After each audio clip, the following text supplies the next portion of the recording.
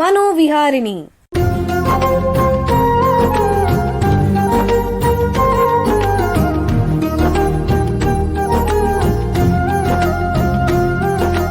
ಬೆಂಗಳೂರಿನ ನಿಮ್ಹಾನ್ಸ್ ವತಿಯಿಂದ ಮಾನಸಿಕ ಆರೋಗ್ಯ ಮತ್ತು ನರವಿಜ್ಞಾನ ಕುರಿತ ಪ್ರಾಯೋಜಿತ ಶಿಕ್ಷಣ ಮಾಲಿಕೆ. ಸಹಯೋಗ ಕರ್ನಾಟಕ ವಿಜ್ಞಾನ ಮತ್ತು ತಂತ್ರಜ್ಞಾನ ಅಕಾಡೆಮಿ, ವಿಜ್ಞಾನ ಮತ್ತು ತಂತ್ರಜ್ಞಾನ ಇಲಾಖೆ, ಕರ್ನಾಟಕ ಸರ್ಕಾರ. ಕೇಳಿ ಮಾನಸಿಕ ಆರೋಗ್ಯ ಮತ್ತು ನರವಿಜ್ಞಾನ ಕುರಿತ ಮಾಲಿಕೆ ಮನೋವಿಹಾರಿಣಿ. ನಮಸ್ಕಾರ ಶ್ರೋತೃಗಳೇ, ನಿಮಗೆಲ್ಲರಿಗೂ ಮನೋವಿಹಾರಿಣಿ ಶಿಕ್ಷಣ ಮಾಲಿಕೆಯ ಈ ಸಂಚಿಕೆಗೆ ಆತ್ಮೀಯ ಸ್ವಾಗತ. ಹಿಂದಿನ ಸಂಚಿಕೆಗಳಲ್ಲಿ ಮಾನಸಿಕ ಆರೋಗ್ಯ ಅಂದ್ರೇನು ಹಾಗೂ ಸ್ತ್ರೀಯರಲ್ಲಿ, ಮಕ್ಕಳಲ್ಲಿ ಮತ್ತು ಹದಿಹರೆಯದವರಲ್ಲಿ ಕಂಡುಬರುವಂತಹ ಮಾನಸಿಕ ಸಮಸ್ಯೆಗಳ ಬಗ್ಗೆ ತಿಳ್ಕೊಂಡ್ವಿ. ಇವತ್ತಿನಿಂದ ಮುಂದಿನ ಸಂಚಿಕೆಗಳಲ್ಲಿ ನಮ್ಮ ನರಮಂಡಲಕ್ಕೆ ತಗುಲುವಂತಹ ಕೆಲವು ನಿರ್ದಿಷ್ಟ ಕಾಯಿಲೆಗಳ ಬಗ್ಗೆ ತಿಳ್ಕೊಳ್ಳೋಣ.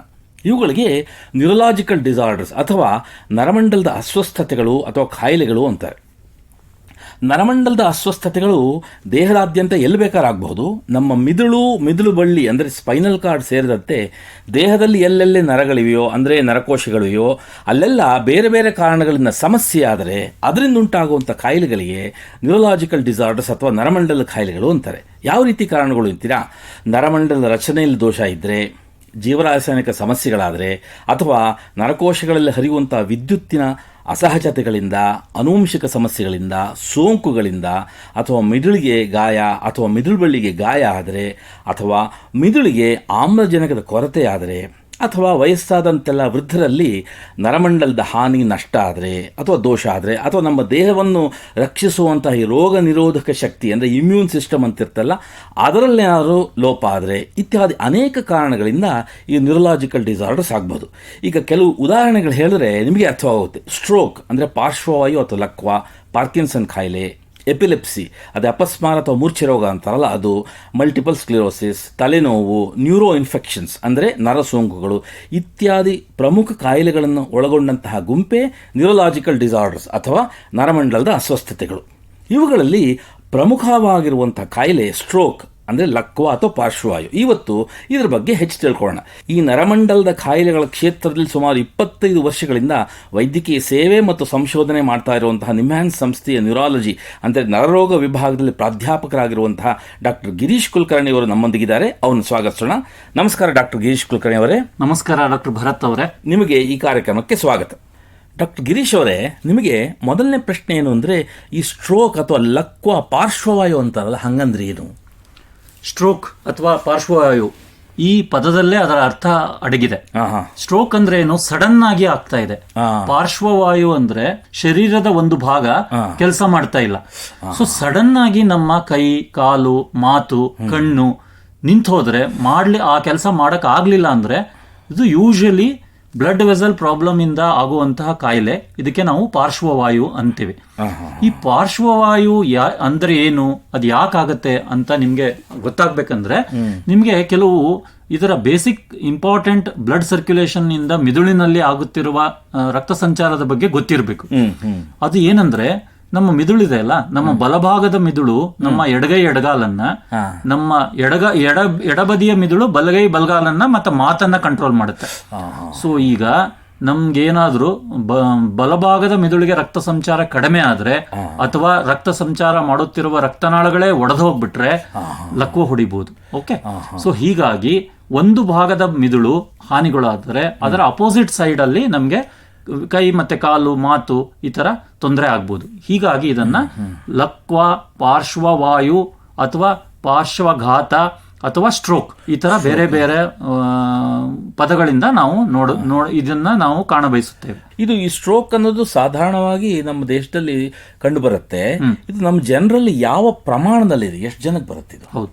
ಈಗ ನೋಡಿ, ಹೇಗೆ ಇನ್ಫೆಕ್ಷನ್ ಆಗ್ತಾ ಇರೋ ಕಾಯಿಲೆಗಳು ನಮ್ಮ ಗುಡ್ ಆಂಟಿಬಯೋಟಿಕ್ ಇಂದ ಕಂಟ್ರೋಲ್ ಆಗ್ತಾ ಇದೆ, ಈ ನಾನ್ ಕಮ್ಯುನಿಕೇಬಲ್ ಡಿಸೀಸ್ ಅಂದರೆ BP, ಶುಗರ್ ಮತ್ತೆ ಹಾರ್ಟ್ ಅಟ್ಯಾಕ್, ಲಕ್ವ ಇವು ಜಾಸ್ತಿ ಆಗ್ತಾ ಇದೆ ಸಮಾಜದಲ್ಲಿ. ಈಗ ನೀವು ನಮ್ಮ ಸಮಾಜದಲ್ಲಿ ಆಗ್ತಾ ಇರುವಂತಹ ವಿವಿಧ ಕಾಯಿಲೆಗಳನ್ನ ನಂಬರ್ 1, 2, 3 ಅಂತ ಪಟ್ಟಿ ಮಾಡಿದ್ರೆ, ನಂಬರ್ 1 ಮತ್ತೆ 2 ಹಾರ್ಟ್ ಅಟ್ಯಾಕ್ ಮತ್ತೆ ಕ್ಯಾನ್ಸರ್ ಇಂದ ಮನುಷ್ಯ ಪ್ರಾಣ ತೆತ್ತಾನೆ. ಅದಾದ್ಮೇಲೆ ನೀವು ಅರ್ಥ ಮಾಡ್ಕೊಳ್ಳಿ, ಈ ಸ್ಟ್ರೋಕ್ ನಿಂದಾನೇ ಮ್ಯಾಕ್ಸಿಮಮ್ ಡೆತ್ಸ್ ಅಥವಾ ಮರಣ ಸಂಭವಿಸ್ತಾ ಇದೆ. ಈ ನಾವು ಒಂದು 1000 ಜನ ನೋಡ್ತೀವಿ ಅಂತ ಇಟ್ಕೊಳ್ಳಿ, ನಮ್ಮ ಸೊಸೈಟಿಯಲ್ಲಿ 1-2 ಪ್ರತಿ ವರ್ಷ ಲಕ್ವ ಹೊಡೆಯೋ ಚಾನ್ಸ್ ಇರುತ್ತೆ. ಆಮೇಲೆ 1,000 ಜನನ ನೀವು ಸರ್ವೆ ಮಾಡ್ಬಿಟ್ರೆ ಒಂದು ಏರಿಯಾದಲ್ಲಿ ಆಲ್ಮೋಸ್ಟ್ 3-4 ಜನ ಲಕ್ವ ಇರುವಂತಹ ಪೇಷಂಟ್ ಇರಬಹುದು. ಸೊ ನೀವು ಅರ್ಥ ಮಾಡ್ಕೊಳ್ಳಿ, ನಮ್ಮ ದೇಶದಲ್ಲಿ ಜನಸಂಖ್ಯೆ 140 ಕೋಟಿ ಇದೆ ಅನ್ಕೊಂಡ್ರೆ ಎಷ್ಟು ಜನಕ್ಕೆ ಪ್ರತಿ ವರ್ಷ ಲಕ್ವ ಹೊಡಿತಾ ಇರ್ಬೋದು, ಎಷ್ಟು ಜನ ಇದರಿಂದ ಬಳಲ್ತಾ ಇರ್ಬೋದು. ಹೀಗಾಗಿ ಇದ್ರ ಬಗ್ಗೆ ನಮ್ಮ ಅರಿವು ತಿಳ್ಕೊಳ್ಳೋದು ತುಂಬಾ ಇಂಪಾರ್ಟೆಂಟ್. ಬಹಳ ಒಳ್ಳೆ ವಿಷಯ ಹೇಳಿದ್ರಿ. ಲಕ್ವ ಅನ್ನೋದನ್ನ ಬೇರೆ ಬೇರೆ ರೀತಿ ವರ್ಗೀಕರಿಸಿದಾರ ಡಾಕ್ಟರ್ ಭರತ್ ಅವರೇ. ನೋಡಿ, ಈಗ ಲಕ್ವ ಆಗ್ಬೇಕಂದ್ರೆ ಏನು, ನಾನು ಮೊದಲೇ ಹೇಳಿದಾಗೆ ಮಿದುಳು ಸರಿಯಾಗಿ ಕೆಲಸ ಮಾಡಬಾರ್ದು. ಈಗ ಮಿದುಳು ಹೆಂಗ್ ಕೆಲಸ ಮಾಡುತ್ತೆ, ನಮ್ಮ ಹೃದಯ ಬ್ಲಡ್ ಅನ್ನ ಪಂಪ್ ಮಾಡುತ್ತೆ. ಆ ಪಂಪ್ ಮಾಡಿದ ರಕ್ತವನ್ನು ನಮ್ಮ ರಕ್ತನಾಳಗಳು ಅಂದ್ರೆ ಬ್ಲಡ್ ವೆಸಲ್ಗಳು ಬ್ರೈನ್ಗೆ ತಗೊಂಡ್ಕೊಂಡು ಹೋಗುತ್ತೆ. ಈಗ ಏನಾದ್ರೂ ಪ್ರಾಬ್ಲಮ್ ನಮ್ಮ ಹೃದಯದಲ್ಲಾದ್ರೆ, ಈ ರಕ್ತನಾಳಗಳಲ್ಲಾದ್ರೆ ಲಕ್ವ ಸಂಭವಿಸುತ್ತದೆ. ಈಗ ರಕ್ತನಾಳಗಳು ರಕ್ತವನ್ನು ಮಿದುಳಿಗೆ ತಲುಪಿಸುವುದರಲ್ಲಿ ವಿಫಲವಾದ್ರೆ, ಅಂದ್ರೆ ಅದೇನಾದ್ರು ಬ್ಲಾಕ್ ಆದ್ರೆ ಅದಕ್ಕೆ ಇಸ್ಕೀಮಿಕ್ ಸ್ಟ್ರೋಕ್ ಅಂತ ಕರಿತೀವಿ. ಇಸ್ಕೀಮಿಕ್ ಇದು 100 ಜನ ಸ್ಟ್ರೋಕ್ ಆದ್ರೆ ಅದರಲ್ಲಿ 65-75% ರಕ್ತ ಸಂಚಾರ ಕಡಿಮೆ ಆಗೋದ್ರಿಂದ ಆಗುತ್ತೆ. ಇನ್ನ 15-25-35% ಈ ರಕ್ತನಾಳಗಳೇ ಒಡೆದೋಗ್ಬಿಡ್ಬೋದು, ಒಳಗಡೆ ಹೊಡಿಬಹುದು. ಆ ಒಡೆದೋಗ್ಬಿಟ್ಟಾಗ ಬ್ಲಡ್ ಎಲ್ಲ ಬ್ರೈನ್ ಒಳಗಡೆ ಸ್ಪ್ರೆಡ್ ಆಗ್ಬಿಡುತ್ತೆ. ಇದಕ್ಕೆ ನಾವು ಹೆಮೊರೇಜಿಕ್ ಸ್ಟ್ರೋಕ್ ಅಥವಾ ಇಂಟ್ರಾಸೆರೆಬ್ರಲ್ ಹೆಮೊರೇಜ್ ಅಂತೀವಿ. ಸೊ ಇದು ಸ್ವಲ್ಪ ಕಡಿಮೆ, ಬಟ್ ಇದು ಸಹ ಒಂದು ಲಕ್ವದ ಭಾಗ. ಈ ಇಸ್ಕೀಮಿಕ್ ಸ್ಟ್ರೋಕ್ ಮತ್ತೆ ಹೆಮೊರೇಜಿಕ್ ಸ್ಟ್ರೋಕ್ ಅಲ್ಲಿ ಒಂದೇ ಒಂದು ಅಲ್ಲ, ಅದರಲ್ಲೂ ಮತ್ತೆ ಕೆಲವು ವಿಧಗಳಿವೆ. ಬಟ್ ಬೇಸಿಕ್ ಆಗಿ ನಮ್ಗೆ 2 ವಿಧ ಅಂತ ತಿಳ್ಕೊಂಡ್ರೆ ತುಂಬಾ ಇಂಪಾರ್ಟೆಂಟ್. ಆಮೇಲೆ ಅದ್ರಿಗೆ ಯಾಕಾಗತ್ತೆ ಏನು ಅಂತ ತಿಳ್ಕೊಬಹುದು. ಇದು ಈ ಪಾರ್ಶ್ವವಾಯು ಲಕ್ವ ಅನ್ನೋದು ಎಲ್ಲರೂ ಶಾಶ್ವತ ಅನ್ಕೊಂಡ್ಬಿಟ್ರೆ, ಶಾಶ್ವತವೇ ಇದು ಅಥವಾ ತಾತ್ಕಾಲಿಕವೇ, ಇದು ತಿಳಿಸಿ. ಇದಕ್ಕೆ ನಾವು ಹೇಗೆ ಅರ್ಥ ಮಾಡ್ಕೋಬೇಕಂದ್ರೆ, 100 ಜನಕ್ಕೆ ಲಕ್ವ ಆಗತ್ತಂತ ತಿಳ್ಕೊಳ್ಳಿ, 20-30% ಪೇಷಂಟ್ ತುಂಬಾ ಜಾಸ್ತಿ ಆಗಿ ಅವರು ಮರಣ ಹೊಂದ್ಬಿಡ್ಬೋದು. ಇನ್ನ 30-35% ಪೂರ್ತಿ ಚೆನ್ನಾಗಿ ಇಂಪ್ರೂವ್ ಆಗ್ಬೋದು. ಇನ್ನ 25-30% ಪೇಷಂಟ್ ಅಲ್ಲಿ ಜೀವನ ಪರ್ಯಂತ ಅವರಿಗೆ ಒಂದು ಊನವಾಗ್ಬೋದು, ಅಂಗವಿಕಲತೆ ಆಗ್ಬೋದು. ಸೊ ಹೀಗಾಗಿ ಎಲ್ಲರಿಗೂ ಆಗತ್ತಂತಲ್ಲ, ಎಷ್ಟು ಸೀರಿಯಸ್ ಆಗಿ ಎಷ್ಟು ತೀವ್ರತರವಾದ ಸ್ಟ್ರೋಕ್ ಸಂಭವಿಸುತ್ತೆ ಅದರ ಮೇಲೆ ಇದರ ತಾತ್ಕಾಲಿಕವೋ ಅಥವಾ ಶಾಶ್ವತವೋ ತಿಳಿಬಹುದು. ಇದ್ರ ಜೊತೆಗೆ ಇನ್ನೊಂದು ನಾವೆಲ್ಲರೂ ತಿಳ್ಕೊಳ್ಬೇಕಾಗಿರೋದು ಒಂದು ಅಂಶ ಅಂದ್ರೆ TIA ಅಂದ್ರೆ ಟ್ರಾನ್ಸಿಯಂಟ್ ಇಸ್ಕಿಮಿಕ್ ಅಟ್ಯಾಕ್. ಇದರಲ್ಲಿ ಏನಾಗುತ್ತೆ, ಸಡನ್ ಆಗಿ ಕೈ ವೀಕ್ ಆಗುತ್ತೆ, ಸಡನ್ ಆಗಿ ಕಾಲ್ ವೀಕ್ ಆಗುತ್ತೆ, ಸಡನ್ ಆಗಿ ಮಾತು ನಿಂತು ಹೋಗುತ್ತೆ, ಇಮಿಡಿಯೇಟ್ ಆಗಿ ಇಂಪ್ರೂವ್ಮೆಂಟ್ ಆಗುತ್ತೆ. ಸೊ ಇದು ಮುಂದೆ ಬರುವ ಶಾಶ್ವತವಾದ ಲಕ್ವವನ್ನು ತಿಳಿಸುವ ಒಂದು ಮುನ್ಸೂಚನೆ ಇರಬಹುದು. ಸೊ ಹೀಗಾಗಿ ಸಡನ್ ಆಗಿ ನಾನು ಇಂಪ್ರೂವ್ ಆಗಿದ್ದೀನಿ, ನಾನು ಏನು ಚೆನ್ನಾಗಿದ್ದೀನಿ ಅಂತ ಅನ್ಕೋಬಾರ್ದು, ದಯವಿಟ್ಟು ವೈದ್ಯರಲ್ಲಿ ಹೋಗಬೇಕು. ಬಹಳ ಮುಖ್ಯವಾದ ವಿಷಯಗಳನ್ನು ತಿಳಿಸ್ತಾ ಇದ್ದೀರಾ. ಈಗ ಒಂದು ಸಣ್ಣ ವಿರಾಮ ತಗೊಳ್ಳೋಣ, ನಂತರ ಸ್ಟ್ರೋಕ್ ಅಥವಾ ಪಾರ್ಶ್ವವಾಯು ಲಕ್ವದ ಬಗ್ಗೆ ಚರ್ಚೆಯನ್ನು ಮುಂದುವರಿಸೋಣ. ಬೆಂಗಳೂರಿನ ನಿಮ್ಹಾನ್ಸ್ ಮಾನಸಿಕ ಆರೋಗ್ಯ ಮತ್ತು ನರವಿಜ್ಞಾನ ಕ್ಷೇತ್ರದಲ್ಲಿ ಹೆಸರುವಾಸಿ. ಶ್ರೇಷ್ಠ ಗುಣಮಟ್ಟದ ಔಷಧೋಪಚಾರ, ಸಂಶೋಧನೆ ಮತ್ತು ತರಬೇತಿ ಇವೇ ನಿಮ್ಹಾನ್ಸ್ನ ಪ್ರಮುಖ ಧ್ಯೇಯಗಳು. ದೇಶದ ವಿವಿಧ ಭಾಗಗಳಿಂದ ಬರುವ ಲಕ್ಷಾಂತರ ಜನರಿಗೆ ಚಿಕಿತ್ಸೆ ನೀಡುವ ನಿಮ್ಹಾನ್ಸ್ಗೆ ರಾಷ್ಟ್ರೀಯ ಪ್ರಾಮುಖ್ಯತಾ ಸಂಸ್ಥೆ ಎಂಬ ಗೌರವ. ಚಿಕಿತ್ಸೆ ಮತ್ತು ವೈದ್ಯಕೀಯ ಸೇವೆಗಳ ಜೊತೆಯಲ್ಲಿ ನರರೋಗ ಮತ್ತು ಮನೋವೈದ್ಯಕೀಯ ಪುನರ್ವಸತಿ ಸೇವೆಗಳು, ಸಮುದಾಯ ಮಟ್ಟದ ಆರೋಗ್ಯ ಕಾರ್ಯಕ್ರಮಗಳನ್ನು ನಡೆಸುವುದು ಹಾಗೂ ಜನಜಾಗೃತಿ ಮೂಡಿಸುವ ಕೆಲಸಗಳಲ್ಲಿ ಸಕ್ರಿಯವಾಗಿದೆ ನಿಮ್ಹಾನ್ಸ್. ಈ ನಿಟ್ಟಿನಲ್ಲಿ ಆಕಾಶವಾಣಿಯ ಶ್ರೋತೃಗಳಿಗೆ ನರಮಂಡಲ ಮತ್ತು ಮಾನಸಿಕ ಆರೋಗ್ಯದ ಬಗ್ಗೆ ಉಪಯುಕ್ತ ಮಾಹಿತಿ ನೀಡುವುದೇ ಕರ್ನಾಟಕ ವಿಜ್ಞಾನ ಮತ್ತು ತಂತ್ರಜ್ಞಾನ ಅಕಾಡೆಮಿಯ ಸಹಯೋಗದೊಂದಿಗೆ ಮೂಡಿಬರುತ್ತಿರುವ ಈ ಮನೋವಿಹಾರಿಣಿ ಶಿಕ್ಷಣ ಮಾಲಿಕೆಯ ಮೂಲ ಉದ್ದೇಶ. ವಿರಾಮದ ನಂತರ ಮನೋವಿಹಾರಣಿಯ ಈ ಸಂಚಿಕೆಗೆ ನಿಮಗೆಲ್ಲರೂ ಮತ್ತೊಮ್ಮೆ ಸ್ವಾಗತ.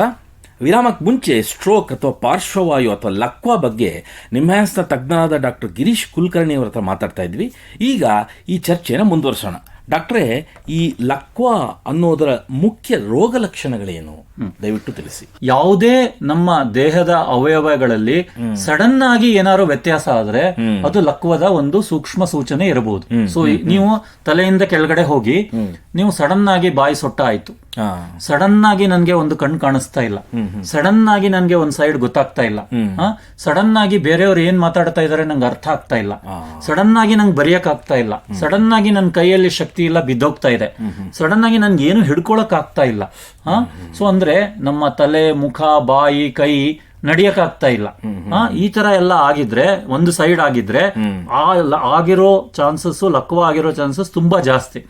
ಇದ್ರ ಜೊತೆಗೆ ಕೆಲವು ವಿರಳವಾದ ಸಿಂಪ್ಟಮ್ಸ್ ಅಥವಾ ಕಾಯಿಲೆಯ ಲಕ್ಷಣಗಳು ಇರ್ಬೋದು. ಅದೇನು, ಸಡನ್ ಆಗಿ ತಲೆ ಚಕ್ಕರ್ ಬಂದು ನಡಿಯಕ್ ಆಗ್ತಾ ಇಲ್ಲ, ಅಂದ್ರೆ ನಮ್ಗೆ ಬ್ಯಾಲೆನ್ಸ್ ಸಿಗ್ತಾ ಇಲ್ಲ ನಡಿಯಕ್ಕೆ, ಮಾತು ತೊದಲು ಬರ್ತಾ ಇದೆ, ಕಂಟಿನ್ಯೂಸ್ ಆಗಿ ವಾಂತಿಯಾಗಿ ಬಿಕ್ಕಳಿಕೆ ಬರ್ತಾ ಇದೆ, ಆಮೇಲೆ ನನ್ಗೆ ಒಂದು ವಸ್ತು ಎರಡೆರಡು ಕಾಣಿಸ್ತಾ ಇದೆ. ಸೊ ಇದು ಸಹ ಲಕ್ವಗಳ ಲಕ್ಷಣ ಇರಬಹುದು.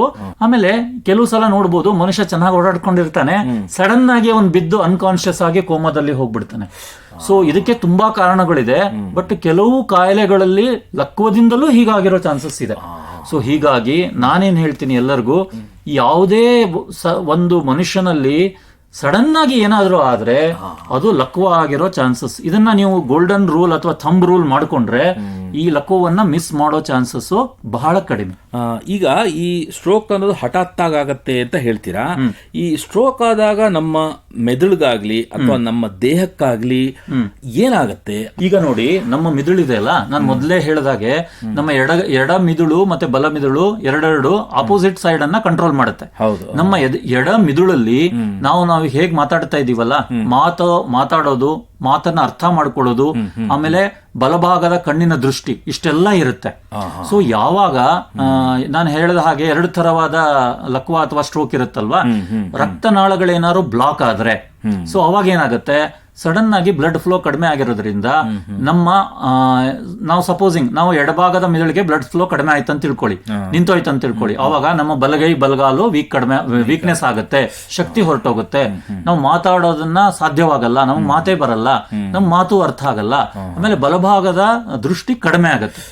ಸೊ ಈಗ ಏನಾದ್ರೂ ಇನ್ನೊಂದು ತರವಾದ ಸ್ಟ್ರೋಕ್ ಹೇಳಿದ್ನಲ್ಲ, ಹೆಮರೇಜಿಕ್ ಸ್ಟ್ರೋಕ್ ಅಂದ್ರೆ ರಕ್ತಸ್ರಾವ, ಅದೇನಾದ್ರು ಆದ್ರೆ ಆ ರಕ್ತ ಸಡನ್ ಆಗಿ ಬ್ರೈನ್ ಟಿಶ್ಯೂ ಅಲ್ಲೆಲ್ಲ ಹೊರಟೋಗೋದ್ರಿಂದ ಸಡನ್ ಆಗಿ ತಲೆನೋವು ಬರುತ್ತೆ, ತಲೆನೋವು ಬಂದು ಮತ್ತೆ ಬಲಗಾಲ್ ವೀಕ್ನೆಸ್ ಆಗೋದು, ಮಾತು ನಿಂತೋಗುವುದು, ಹಿಂಗಾಗುತ್ತೆ. ಸೊ ಎಡಗಡೆ ಭಾಗದ ಮಿದುಳು ಧಕ್ಕೆ ಆದ್ರೆ ಬಲಭಾಗದಲ್ಲಿ, ಬಲಭಾಗದ ಮಿದುಳು ಧಕ್ಕೆ ಆದ್ರೆ ಎಡ ಭಾಗದಲ್ಲಿ ಆಗುತ್ತೆ. ಇನ್ನ ಇದ್ರ ಜೊತೆಗೆ ಭರತ್ ಅವ್ರು ಹೇಳಿದ ಹಾಗೆ ನಮ್ಮ ಮಿದುಳಿನ ಎರಡು ಸೆರೆಬ್ರಲ್ ಹೆಮಿಸ್ಫಿಯರ್ ಜೊತೆಗೆ ಬ್ರೈನ್ ಸ್ಟೆಮ್ ಮತ್ತು ಸೆರೆಬೆಲ್ಲಮ್ ಅಂತ ಎರಡು ಅವಯವ ಇದೆ. ಈ ಬ್ರೈನ್ ಸ್ಟೆಮ್ ಮಿದುಳು ಬಳ್ಳಿಯಲ್ಲಿ ಏನಾದ್ರು ತೊಂದರೆ ಆದ್ರೆ ಆವಾಗ ಏನಾಗುತ್ತೆ, ಮನುಷ್ಯನಿಗೆ ಅನ್ಕಾನ್ಶಿಯಸ್ನೆಸ್ ಆಗ್ಬೋದು, ಕೋಮಾದಲ್ಲಿ ಹೋಗ್ಬೋದು. ಆಮೇಲೆ ಸೆರೆಬೆಲ್ಲಮ್ ಅಂತ ಒಂದು ಚಿಕ್ಕ ಮೆದುಳು ಇರುತ್ತೆ ನಮ್ಮ ತಲೆಯ ಹಿಂಭಾಗದಲ್ಲಿ, ಅಲ್ಲಿಗೆ ಏನಾದ್ರೂ ಆದ್ರೆ ನಡಿಲಿಕ್ಕೆ ತೊಂದರೆ ಆಗ್ಬೋದು, ಯಾಕಂದ್ರೆ ಇದು ನಮ್ಮ ಬ್ಯಾಲೆನ್ಸ್ ಅನ್ನ ಕಂಟ್ರೋಲ್ ಮಾಡುತ್ತೆ. ಸೊ ಹೀಗಾಗಿ ರಕ್ತ ಸಂಚಾರ ಕಡಿಮೆ ಆದ್ರೆ, ರಕ್ತಸ್ರಾವ ಆದ್ರೆ, ಅಪೋಸಿಟ್ ಸೈಡ್ ಅಥವಾ ಒಂದಿನ ಮಿದುಳು ಸೆರೆಬೆಲ್ಲಮ್ ಈ ಎರಡು ಭಾಗಗಳು ಡ್ಯಾಮೇಜ್ ಆದ್ರೆ ಆ ಜಾಗದ ಸಿಂಪ್ಟಮ್ಸ್ ಗಳು ಬರೋ ಸಾಧ್ಯತೆ ಇದೆ. ಯಾವ ಭಾಗಕ್ಕೆ ರಕ್ತಸ್ರಾವ ಅಥವಾ ರಕ್ತದ ಕೊರತೆ ಆಗತ್ತೋ ಆ ಭಾಗಕ್ಕೆ ಸಂಬಂಧಪಟ್ಟಂತಹ ಕಾರ್ಯಗಳು ನಿಂತು ಹೋಗುತ್ತೆ. ಇದರಿಂದ ನಡವಳಿಕೆ ಏನಾದರೂ ವ್ಯತ್ಯಾಸಗಳ? ಹೌದು. ಈಗ ನೋಡಿ, ನಾನು ನೀವು ಮಾತಾಡ್ತಾ ಕೂತ್ಕೊಳ್ತಿದೀವಿ, ಸಡನ್ ಆಗಿ ಒಬ್ಬ ಮನುಷ್ಯನಿಗೆ ಕೈಕಾಲು ಎತ್ತಕ್ಕೆ ಆಗ್ಲಿಲ್ಲ, ಮಾತೇ ಬರ್ಲಿಲ್ಲ ಅಂದ್ರೆ ಇದು ತುಂಬಾ ಎಲ್ಲರೂ ಗಮನಿಸಬಹುದಾದ ಅಂಶವಲ್ವೇ? ಸೊ ಸಡನ್ ಆಗಿ ಏನೇ ಚೇಂಜ್ ಆದ್ರೂ ಇದಾಗೋ ಚಾನ್ಸಸ್ ಇದೆಯಾ ಅಂತ ನೀವು ಮನಸ್ಸಲ್ಲಿ ಇಟ್ಕೋಬೇಕು. ಬಹಳ ಉಪಯುಕ್ತ ಮಾಹಿತಿ ನೀಡಿದ್ದೀರಾ. ನೋಡಿ, ನಿಮ್ಮ ಹತ್ರ ಮಾತಾಡ್ತಾ ಕಾಲ ಕಳೆದಿದ್ದೇ ಗೊತ್ತಾಗಲಿಲ್ಲ. ಇಲ್ಲಿಗೆ ಈ ಸಂಚಿಕೆ ಮುಗಿಸುವಂಥ ಸಮಯ ಆಗ್ತಾ ಇದೆ. ಡಾಕ್ಟರ್ ಗಿರೀಶ್ ಕುಲಕರ್ಣಿ ಅವರೇ, ಎಲ್ಲ ಕೇಳುಗರಿಗೆ ಸ್ಟ್ರೋಕ್, ಪಾರ್ಶ್ವವಾಯು ಅಥವಾ ಲಕ್ವದ ಬಗ್ಗೆ ಉಪಯುಕ್ತ ಮಾಹಿತಿ ನೀಡಿದ್ದೀರಾ. ನಿಮಗೆ ಎಲ್ಲರ ಪರವಾಗಿ ಧನ್ಯವಾದಗಳು. ಶ್ರೋತೃಗಳೇ, ಮಾನಸಿಕ ಆರೋಗ್ಯ ಮತ್ತು ನರವಿಜ್ಞಾನದ ಬಗ್ಗೆ, ಅದರಲ್ಲೂ ಸ್ಟ್ರೋಕ್ ಬಗ್ಗೆ ಇನ್ನೂ ಹೆಚ್ಚಿನ ಮಾಹಿತಿಯೊಂದಿಗೆ ಮನೋವಿಹಾರಣೆಯ ಮುಂದಿನ ಸಂಚಿಕೆಯಲ್ಲಿ ಭೇಟಿಯಾಗೋಣ. ನಮಸ್ಕಾರ. ಇಲ್ಲಿಯವರೆಗೆ ಬೆಂಗಳೂರಿನ ನಿಮ್ಹಾನ್ಸ್ ವತಿಯಿಂದ ಮಾನಸಿಕ ಆರೋಗ್ಯ ಮತ್ತು ನರವಿಜ್ಞಾನ ಕುರಿತ ಪ್ರಾಯೋಜಿತ ಶಿಕ್ಷಣ ಮಾಲಿಕೆ ಮನೋವಿಹಾರಿಣಿ ಕೇಳಿದಿರಿ. ಸಹಯೋಗ ಕರ್ನಾಟಕ ವಿಜ್ಞಾನ ಮತ್ತು ತಂತ್ರಜ್ಞಾನ ಅಕಾಡೆಮಿ, ವಿಜ್ಞಾನ ಮತ್ತು ತಂತ್ರಜ್ಞಾನ ಇಲಾಖೆ, ಕರ್ನಾಟಕ ಸರ್ಕಾರ. ನೆರವು ಮಾನಸಿಕ ಆರೋಗ್ಯ ಶಿಕ್ಷಣ ವಿಭಾಗ, ನಿಮ್ಹಾನ್ಸ್ ಹಾಗೂ ನಿವೇದಿತಾ ಬಿಎಸ್, ನಿಮ್ಹಾನ್ಸ್. ಸಂಗೀತ ಸಂಯೋಜನೆ ಕೆ ಕಲ್ಯಾಣ್. ಪರಿಕಲ್ಪನೆ, ನಿರೂಪಣೆ ಮತ್ತು ನಿರ್ಮಾಣ ಡಾಕ್ಟರ್ ಎಂಎಂ ಶ್ರೀನಿವಾಸ್ ಭರತ್, ನಿಮ್ಹಾನ್ಸ್. ನಿಮ್ಮ ಸಂದೇಶಗಳನ್ನು ಕಳಿಸಬೇಕಾದ ದೂರವಾಣಿ ಸಂಖ್ಯೆ 7899105524. 7899105524. ವಾಟ್ಸ್ಆಪ್ ಸಂದೇಶಗಳು ಮಾತ್ರ. ಈ ಕಾರ್ಯಕ್ರಮದ ಮುಂದಿನ ಸಂಚಿಕೆ ಮುಂದಿನ ವಾರ ಇದೇ ಸಮಯಕ್ಕೆ ಮನೋವಿಹಾರಿಣಿ ಮಾಲಿಕೆಯಲ್ಲಿ.